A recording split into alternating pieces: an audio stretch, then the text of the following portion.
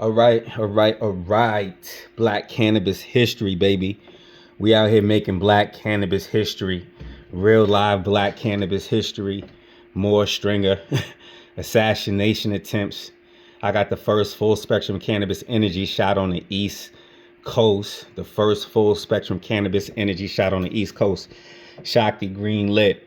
And that was my contribution to the industry outside of being a victim of the mass incarceration, child soldier. Since my first charge was 1994, which was a felony arrest, sale to a minor as a minor, at 14 years old. And now at 44 years old, well, I'll be 44 in June. I'm 43 right now. But the same year, here it is, full circle, 30 years in the game. So there's a lot of black cannabis history being made. I was also just recently awarded a New York cannabis license, New York cannabis retail license. I was able to get into that program to honor those who paved the way for legal cannabis in New York. And I was one of those pioneers, a small drop in the bucket, of course. I'm from Long Island, New York. So Brooklyn was the spot. Brooklyn was the Mecca where we used to go and get it from the Knock Knocks and Cooper, Evergreen, Halls, all these spots. So, Long Island boy going out to the city, and bringing it back to the island. Since a young one, I was hopping in the older dudes' cars and we go out there and pick up and shit. So just out there, this legacy, this full shit. I love this game. I'm about this game. But this is about an assassination attempt on me at the Hynes Convention Center. This is one aspect of it. There's so many videos I got to drop that I've been getting behind the scenes about these things because I got a charge against me right now, a criminal charge. But this is right here. This is Grant Smith. He's the one who excited these dudes. He started the whole thing. He was outside. I was smoking. He was smoking outside, which you'll see in the video when they finally give it to me. But his own testimony said he was smoking outside when I walked past him. Him and the Big Hope dudes and, David and Harry, Jean, Jacques, the brothers who followed me in. Grant never went inside. But the video I do have is after the occurrence when we come out the door and Harry is still following me and he tries to attack me. You see Grant in the same spot smoking outside the door when I came in. He actually pushes Harry back in the door. He's still got a joint in his mouth. He's smoking. And all the security is out. He does this all in front of the security. So this is just one video, one aspect I'm releasing right now in this black cannabis history, baby.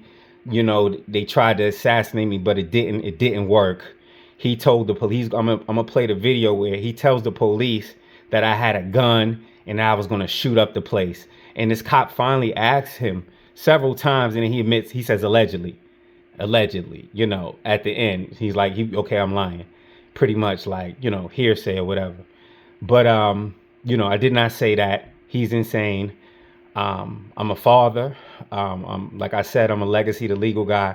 That's the reason why I was in the building, I was accompanying my friend, somebody who I really respect in the industry. She's a high times, top 100 cannabis influential people. She was a federal agent, or it still is a federal agent over agriculture in Florida.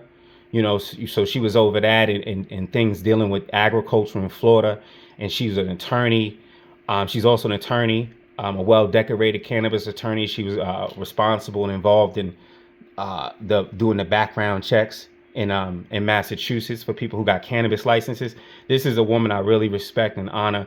Beautiful black woman with locks. She's from Long Island, New York. Also, was very influential in the New York cannabis industry, helping legacy people like myself get licenses. He help people, get certified through the card program and such. So just a boss. She's over there in she's all over the place. She be in Jamaica, but she's over there in New Jersey right now. So I'm walking with this beautiful black woman, right? And these dummies come at me, approach me aggressively, threatening me and shit like that. But that's not the video I'm going to show right now. We're going to play that video also. But these dudes went around assaulting people in the Hynes Convention Center, and Grant was with them, before they assaulted me. The previous day, I have a video one of the employees said she got up and they got up in her face yelling at her. They were running to do something. She got cut off when she was what she was saying, but they were running in the building in the Hynes Convention Center, and they got up in her face screaming at her. You know, that's assault. You know, that's assault. And this was a woman. This was an employee over, you know, guest relations or something like that. But we're going to get that testimony. They held that testimony back too. But we're going to get to the bottom of this injustice and why these guys are getting so much privilege. But this is the video coming up. Grant Smith, you know, talking to police, trying to get them to come shoot me, trying to get them to kill me. This guy right here, actually in this frame, is one of the guys who's a co-worker to the woman I was just talking about. I forget their title, some type of guest relations title, but some type of over security and over the safety of the community, dealing with the Hynes. And he tells this guy that I've threatened to shoot up the place. He tells same thing with Harry. I have video of Harry telling this guy, pointing me out, saying I threatened to shoot up this place. This black guy, goes around and tells the cops, in another clip, not this clip, I'm gonna play a clip for you later. You know, you guys gonna have to sign up to my Patreon. I'm gonna put it out there. I'm putting my Patreon together, so you guys sign up to my Patreon. All proceeds is gonna go to me defending myself against these lies. You understand? Making this black cannabis history. But anyway, they tell this guy, so he tells the police that I'm gonna be armed if I come up to this place. Isn't this fucking insane, dude? This is insane. Like, you know, like I said, I'm up there with to accompanying attorney Cheryl Powell at her event, coming to go see her event, Legacy to Legal, and these dudes is trying to get me killed in the building, you know, by inflaming. They followed me through the building, attacked me, then followed me out the building. You'll see. Tried to attack me again. Harry has these big weapons in his hands. You know, he has these heavy glass trophies with this wood or metal bottom, and he's holding them by the bottom, and the trophy, the glass, is about, you know, 1.5 to 2 inches thick, and it's serrated. It's cut around the edges like it's like a design, and it's the Big Hope Awards, whatever award they won, and he's wielding them. He's trying to hurl them at my head. He's swinging them at my head. He's, you know, so it's just it's an insane situation that these dudes didn't even get arrested, but they're charging me with assault and with a deadly weapon, with a knife, which I didn't have a knife. But this dude is the actual one who had a knife. He had glass knives in his hands. You know, these are sharp knives. You're trying to weaponize. You see him swinging them at me, and they're very elusive because they don't appear to be as thick. But then when you slow it down, you get to see. But I won't be showing that in this video. Like I said, that's videos to come. Join my Patreon. This is how we setting it off in this black cannabis history.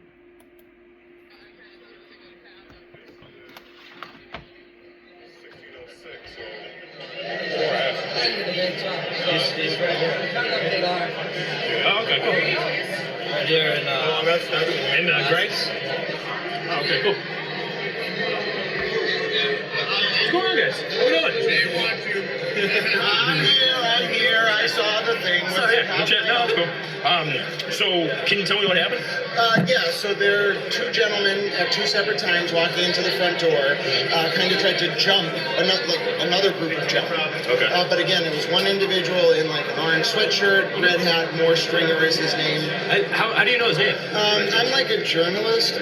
Oh, okay, cool. So I've been following this industry. So that's just the first slide right there. He said 2 men were walking through the door and tried to jump on another individual. He's talking about myself and another gentleman, Sia Samora, who's a combat veteran, 40-something years old, you know, and he was with his wife, and we were nowhere near each other. 2 separate occurrences.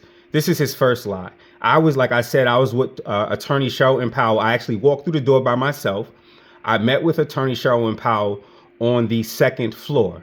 So this is his first lie, and we're just going to keep, I guess, pausing it lie by lie, because the police has the video.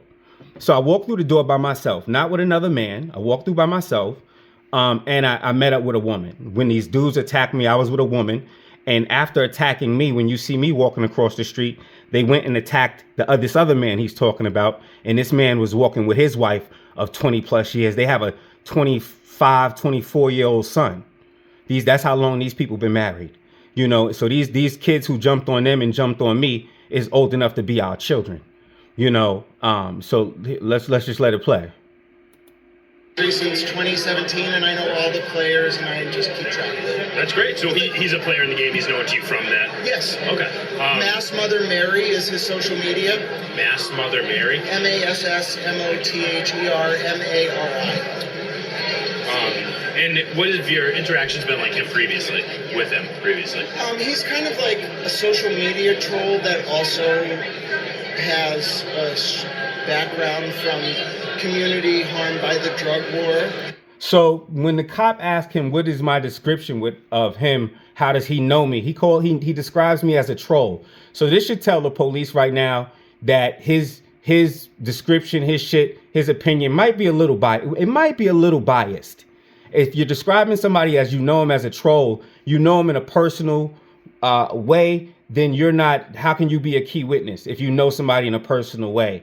You know, your opinion is going to be a little biased if you've seen this person. And you just said you see me as a troll, a social media troll.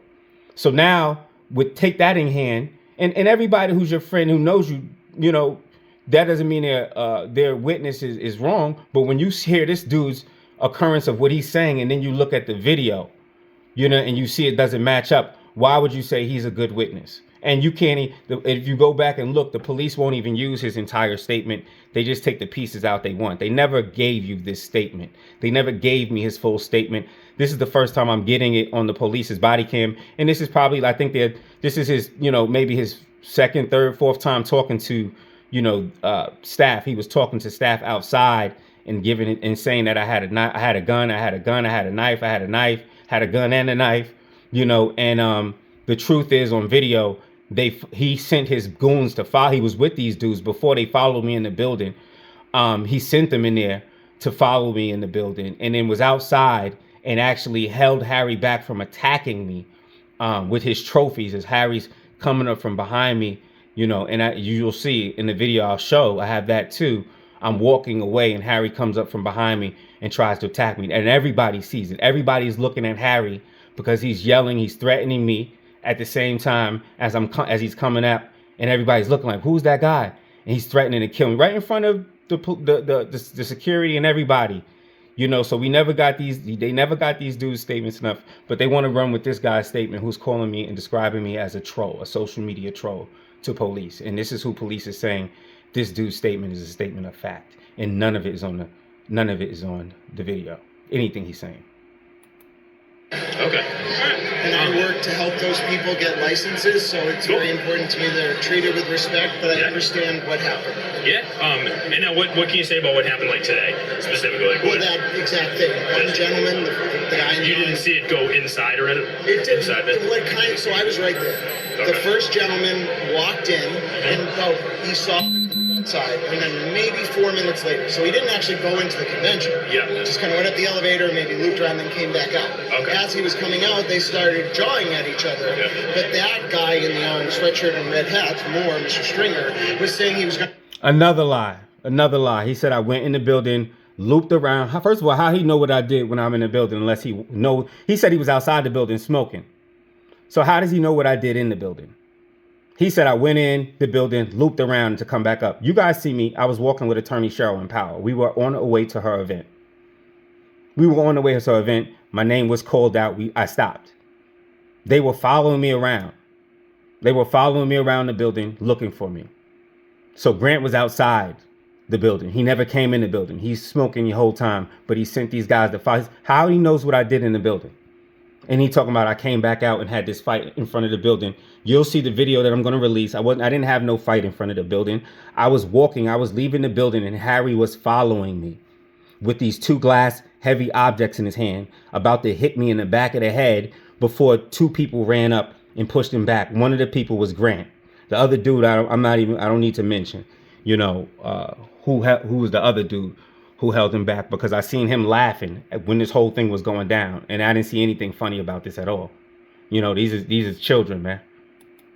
Going to shoot people in the head. And I was like, no. So I stepped between the parties with my back to Mr. Stringer and my face to the people he was trying to jump. Yep. And I said... So he said he stepped He stepped into between me and the people I was trying to dump. So I was by myself, like I said. I was with attorney Sherwin Powell, but outside in the event, he's talking about where he broke up a fight, where he's saying he broke up a fight, or did he just, the honest to truth is he stopped his friend from trying to attack me, but he's not telling the police that. He's saying he broke up a fight outside. No, when you look at the video, he stopped his friend from trying to attack me, you know, and he's telling the police he broke up a fight. And I was walking away from this dude. My back was turned to him. Let's not take the bait. Everybody walk away.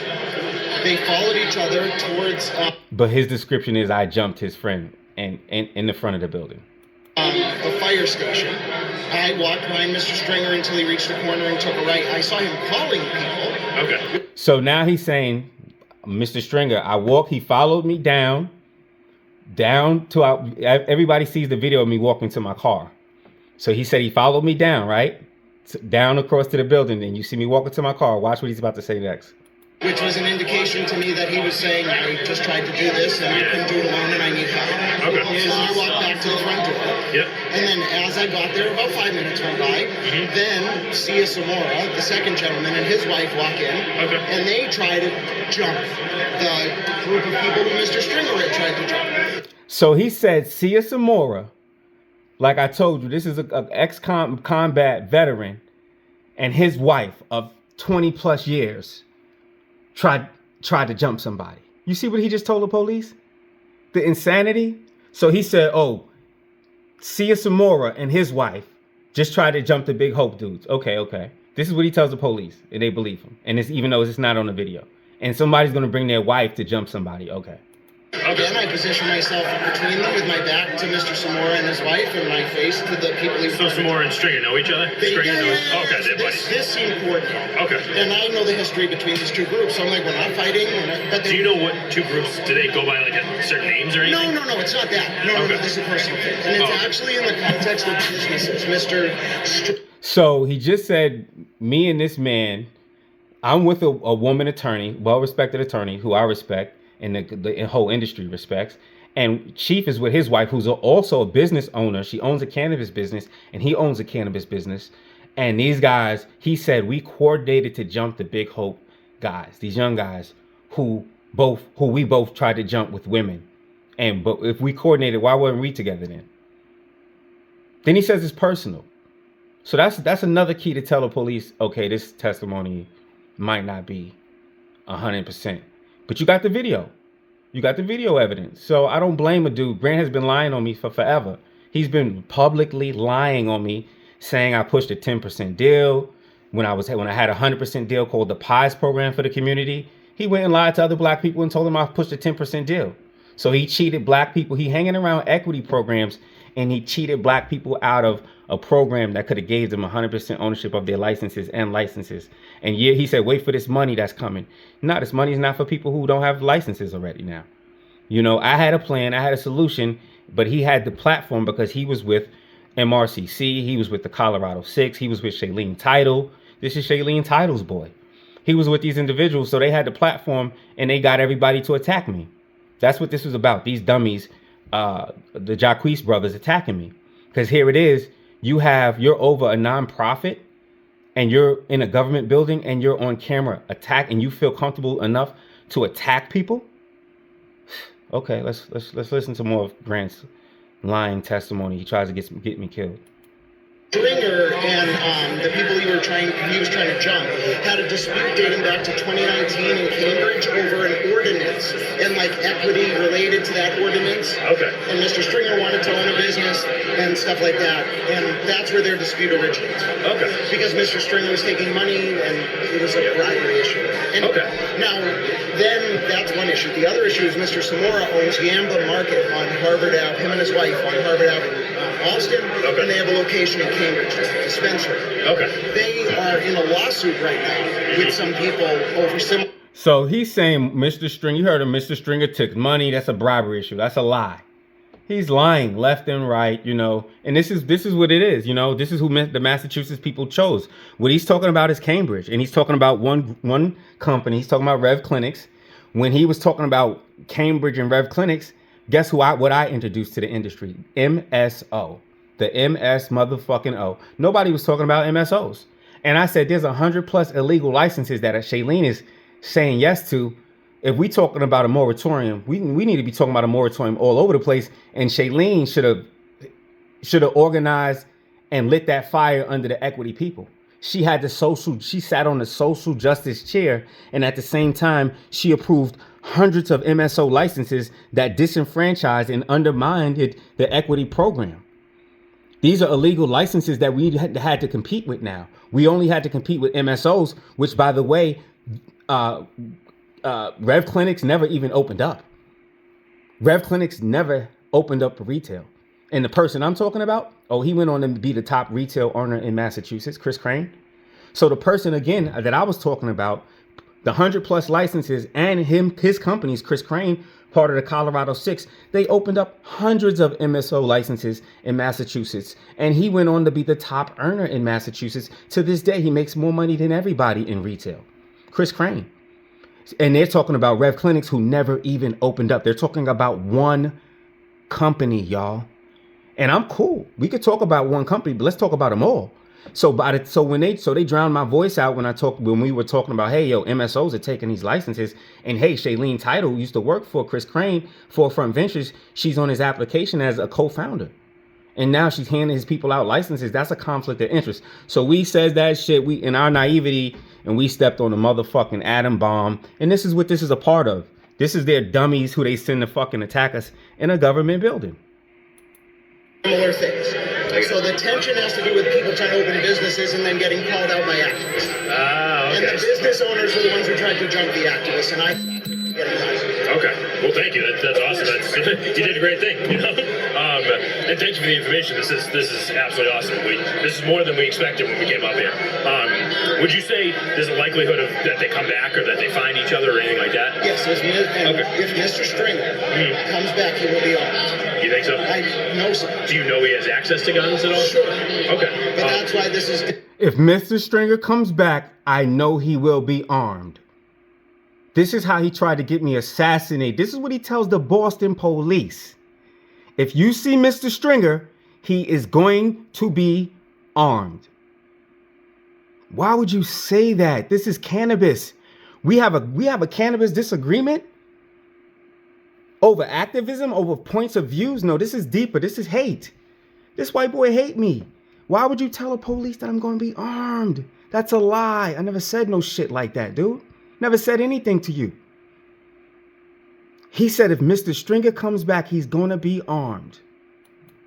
Delicate because I'm not reporting anyone for any crimes. No. But the nature of the threat is heightened. And you heard him?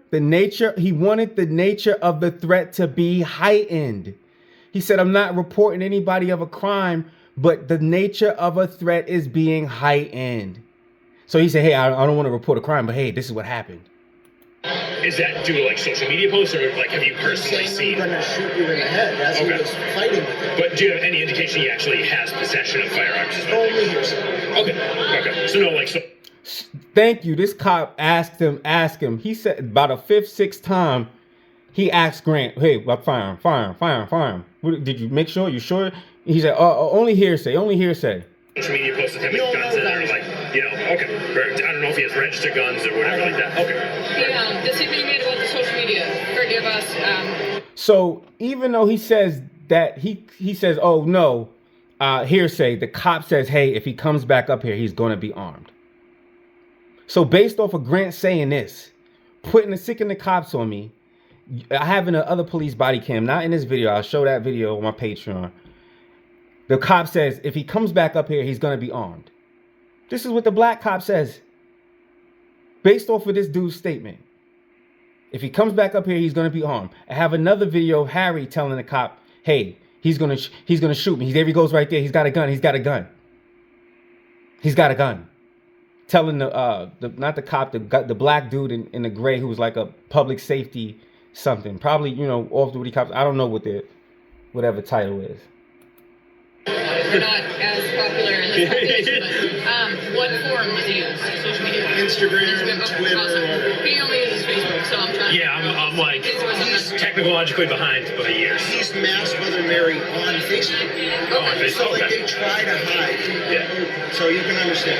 Yeah, absolutely. No, we appreciate that. Awesome. Yeah, you did it. Are you guys here for the day?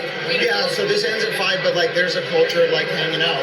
And the guys that they were targeting, like I don't know where they went. I think they're scared. We ran into a group of them on the other side. They said they weren't willing to have a conversation. They won't. But it doesn't mean they're not targets. Yeah. And they will not, like, they won't ask you for help. They will wait for people to run up on them. So publicly, they won't talk to police. He said, hey, get out of here. I don't want to talk to police. But the detective says Harry calls him and emails him. He has multiple conversations. Harry is calling him and emailing him. I'll play that video too on my Patreon.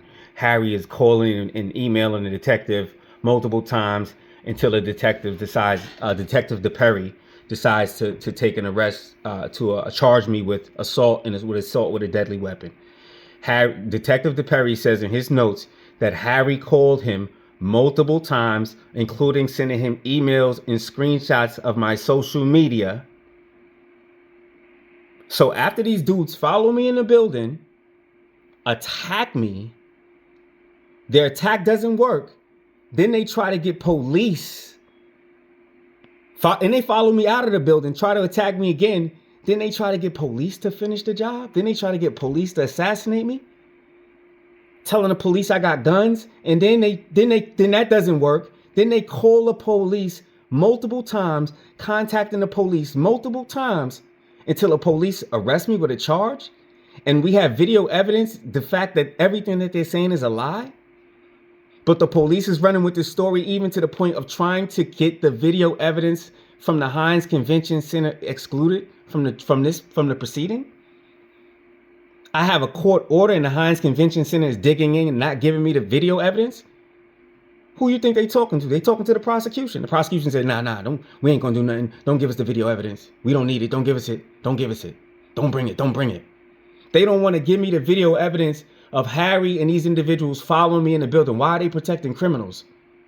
Why are these guys violating their oaths of office for Grant's lie?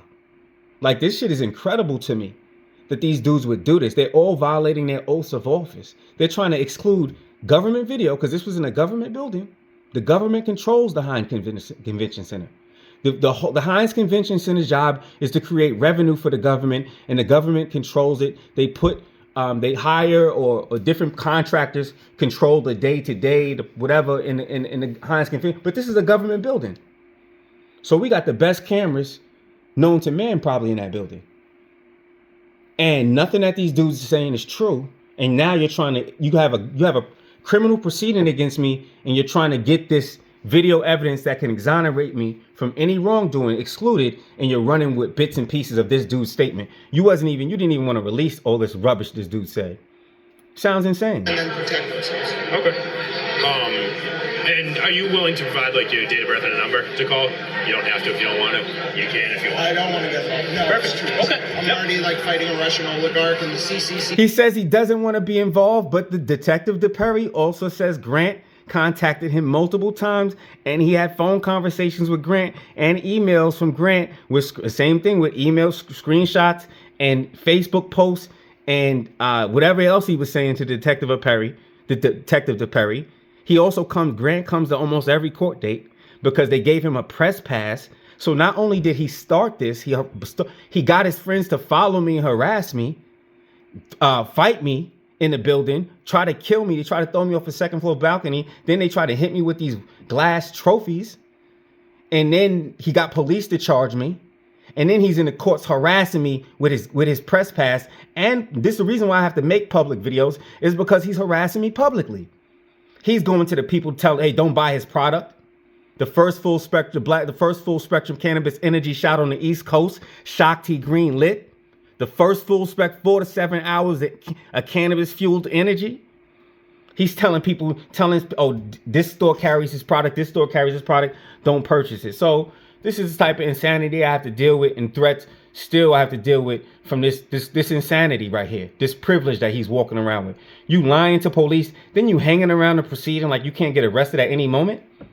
They not even trying to arrest this boy for lying to them, and he got the police got felony charges on me of assault. And this dude tried to get me killed.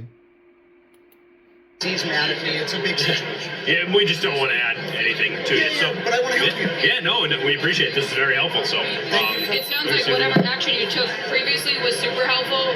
We can do that again for obvious reasons. If you see any of them and you're alarmed for whatever reason, you obviously seem to be the most knowledgeable person here on site. Could you just call 911? You obviously seem to be the most knowledgeable one here on site.